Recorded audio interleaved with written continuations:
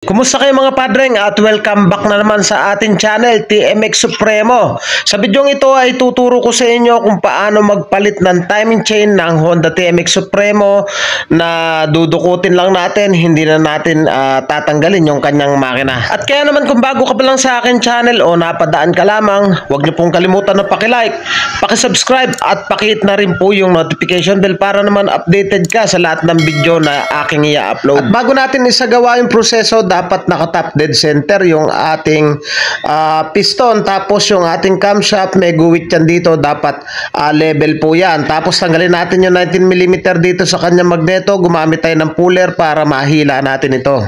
At sa pagkakataong yan, pwede na natin tanggalin yung magneto.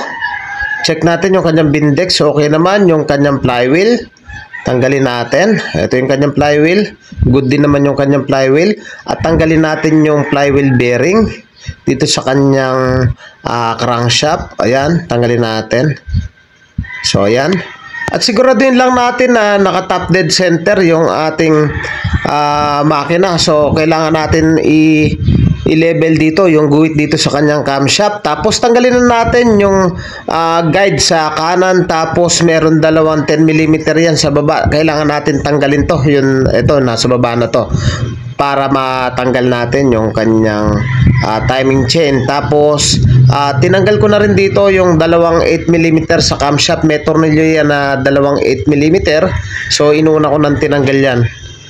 At pwede na natin tanggalin yung plate.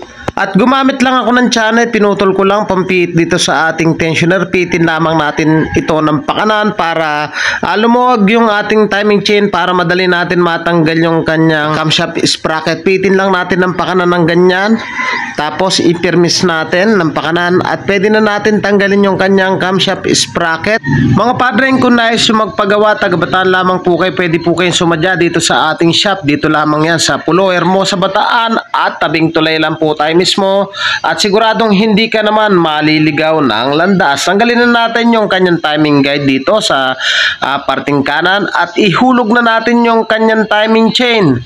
So ayan, tawag dito dukot lang, hilain lang natin, medyo tumatama lang yan dito sa guide sa kaliwa. So tsatsagain lang naman natin, ayan medyo nakasabit siya dyan, kaya pag binalik din natin yan, diskartehan lang natin paano natin maipasok dyan. Ayan medyo pahirapan. At ang ginawa ko lamang dyan, piniit ko lang yung kanyang sigunyal ng pakanan para mahila ko ng tuluyan yung kanyang timing chain. So paano nga bang paraan para malalaman natin kung sira na yung timing chain? Simple lang yan mga padreng, kunin lang natin yung kanyang camshaft sprocket at ipasok nyo ng ganito, pisilin nyo sa parting baba mga padreng. Ayan, pasok nyo ng ganyan. Ito yung lumang kadena. So pagkapisil nyo ng ganyan, hilain nyo sa parting taas. So mapapansin nyo yan, ayan parang may mga siwang-siwang na siya. Tapos mahihila nyo ganyan sa taas. Ayan, malalaman yung palitin na nagkukos din ng ingay. So ang issue ng motor na to, maingay. So ito yung bago, ipasok lang natin ng ganyan, tapos pisilin natin sa baba. At siguradong hindi natin mababatak yan, napakatigas. So ganun lang ang discarding malupitan para malaman natin kung palitin na talaga yung kanyang timing chain. Matagal nang pinagtiisan ni boss yung ganitong ingay, nakala mo may tumutok-tok. So ayun nga, nagdesisyon na kami na palitan yung kanyang timing chain. So ayan napakaganda at walang ka play-play. So yan ang isasalpak natin. At ihulog lang natin yung bagong timing chain mula sa taas, pababa, parang spaghetting pataas at pababa. At pagkahulog niyan, ipasok lang natin sa sigunyal, iswak lang natin sa mismong granahe dito sa pinaka kanyang timing gear. So isuot lang natin ganyan. So medyo may kahirapan lang to, kailangan natin masuot dito sa kaliwang guide. Medyo pahirapan lang pero makukuha naman sa tiyaga. Ang ginagawa ko lang dyan, ayan, pinipihit ko lang ng ganyan yung pinaka crankshaft nya. So ayan ipasok lang natin ng ganyan. So madali lang naman, tiyagaan lang naman, kasi kesa magbubukas tayo magtatanggal pa tayo ng tambutso, ng block cylinder head. So napakahirap. So ito, tiyagaan lang ipasok ng ganyan ayan At ginamitan ko lang din siya ng flat screw para isiksik dito sa kanyang timing guide. Tulad nga ng sinabi ko, medyo masikip dito sa parting left side. Tapos Pagkapasok ng ganyan mga padreng, pinapasok ko lang yung magneto tapos pinipihit ko siya ng dahan-dahan.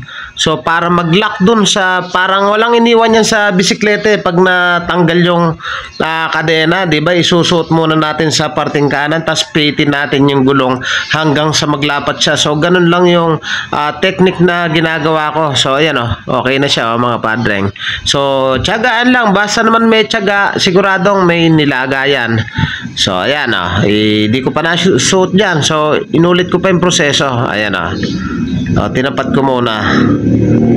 Ayan Tsaga-tsaga lang, makukuha din natin. So sa pagkakataong yan, nadali naman na natin mga padreng. Ayan naipasok na natin. Tinatap dead center ko lang yung kanyang piston. Sinapit ko lang yung timing chain doon sa kanyang pinagkakabitan ng camshaft. Tapos ibalik na natin yung kanyang timing guide dito sa kanan. Tapos yung plate sa baba.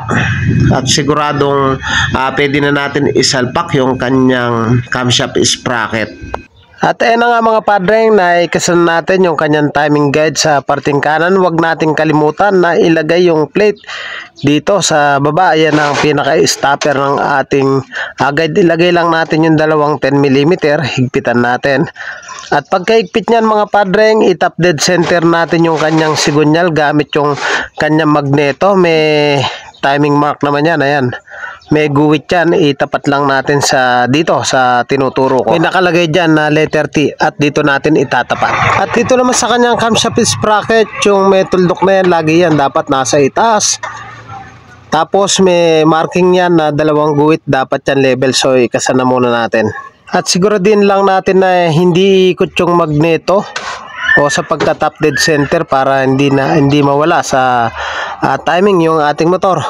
So yan, hinigpitan ko muna yung kanyang tensioner, pinawa ko kay boss para madali nating ipasok yung kanyang sprocket. Ayan, pasok lang natin maigi. Ayan, medyo maigpit lang, so tapat lang natin. Ayan, naipasok na natin at naka-level na rin. So kinasa ko na yung dalawang 8mm at timing na yan, sabay nating i-release. Ayun, release na natin yung kanyang tensioner. So ayan ayan ang pinaka-timing niya So kung paano natin binaklas, nag-timing muna, ganun din yung pagbalik, dapat naka-timing pa rin. So yun lang mga padreng, thank you po sa inyo, God bless at mabuhay po kayo.